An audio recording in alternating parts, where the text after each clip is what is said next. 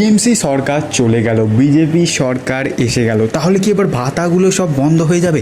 যে স্কলারশিপগুলো চলতো সেইগুলো কি বন্ধ হয়ে যাবে? কিভাবে তোমরা নতুন যে স্কলারশিপ বা নতুন যে ভাতার ফর্ম ফিল আপ হবে বিজেপির দিক থেকে সেগুলো ফিল আপ করবে, সবটা কিন্তু এই ভিডিওতে বলবো।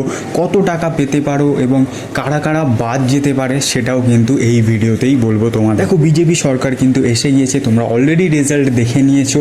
এবং তোমাদের বলে রাখি, যে ভাতাগুলো আমাদের চলছে অর্থাৎ লক্ষ্মী ভাণ্ডার বা যুবকদের যে বেকার ভাতাটা নতুন স্টার্ট হয়েছে, বা আমাদের যে স্বামী বিবেকানন্দ স্কলারশিপ চলছে বা ওয়েসিস চলছে বা ঐক্যশ্রী চলছে, এতগুলো যে বেনিফিশিয়ারি আছে, এত মানুষরা এই ভাতার দ্বারা উপকৃত হয়, তাহলে কি সেই ভাতাগুলো কিভাবে ডিসমিস হয়ে যাচ্ছে বা নতুন সরকার এলে কীভাবে আবার ফর্ম ফিল আপ শুরু হবে? দেখো, এই ভাতাগুলো, এই প্রকল্পগুলো কিন্তু কোনোটাই বন্ধ হবে না, বরং বিজেপি সরকার এসে গিয়েছে, এবার কিন্তু এই ভাতাগুলো একটু অন্য নামে চালু হবে। যেমন লক্ষ্মী ভাণ্ডারটা কিন্তু অন্নপূর্ণা ভাণ্ডার নামে চালু হবে, বা যুবক যে ভাতাটা দিচ্ছে সেটাও কিন্তু একটা অন্য নামে চালু হবে। কিন্তু এর যে ফর্ম ফিল আপ, এটাই কিন্তু মেন প্রসেস। এর ফর্ম ফিল আপটা কীভাবে হবে? দেখো, তোমাদের বলে রাখি, এর ফর্ম ফিল আপ কিন্তু সম্পূর্ণ আলাদাভাবে হবে, অর্থাৎ আবার কিন্তু তোমাকে নতুন করে ফর্ম ফিল আপ করতে হবে। এটা কিন্তু একটা মেন ক্রাইটেরিয়া এখানে হয়ে দাঁড়াচ্ছে, যে সরকার এসে গিয়েছে, এদের কিন্তু আলাদা পোর্টাল হবে, আলাদা রকমভাবে কিন্তু এদের ফর্ম ফিল আপ স্টার্ট হবে।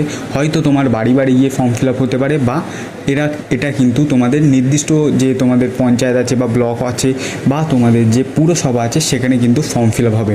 এবার স্কলারশিপের ক্ষেত্রে কি হতে পারে? স্কলারশিপের ক্ষেত্রে নামগুলো চেঞ্জ হয়ে যাবে, হতে পারে অ্যামাউন্টটা বাড়তেও পারে, কমতেও পারে, কিন্তু এখানেও কিন্তু তোমাদের একটা নতুন পোর্টাল হয়তো চালু হতে পারে এবং সেখানেই কিন্তু তোমাদের যে ফর্ম ফিল আপগুলো সেগুলো স্টার্ট হবে।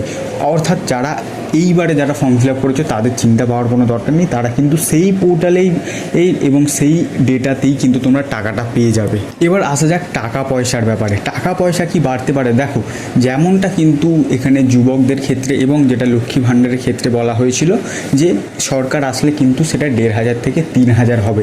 এবার সরকার 3,000 বলেছে, যেহেতু ফর্ম ফিল আপ স্টার্ট হলে কিন্তু 3,000 টাকা করেই তোমরা পাবে।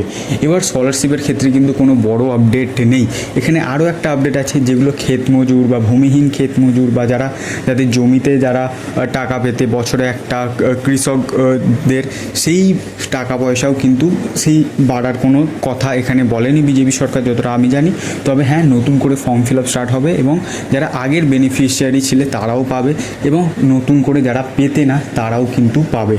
অর্থাৎ বিজেপি সরকার কিন্তু এখানে পরিষ্কারভাবে বলেছে, যারা বেনিফিশিয়ারি ছিল তারা অবশ্যই পাবে, কারণ নাম বাদ যাবে না, এবং যারা নতুন করে পাবে তারাও কিন্তু পাবে। অর্থাৎ যারা আগে পেতে না এখন কিন্তু তারাও পাবে। এবং এখানে কিন্তু ঘরের ক্ষেত্রেও কিন্তু সেম, যারা আগের বার আর ঘর পেয়ে গিয়েছে বা একবার যারা ঘর পেয়েছে সেটা কিন্তু দ্বিতীয়বার হয় না, এবং নতুন করে যারা ঘর পাবে তারাও কিন্তু এখানে নতুনভাবে নতুন করে নাম তুলতে পারবে।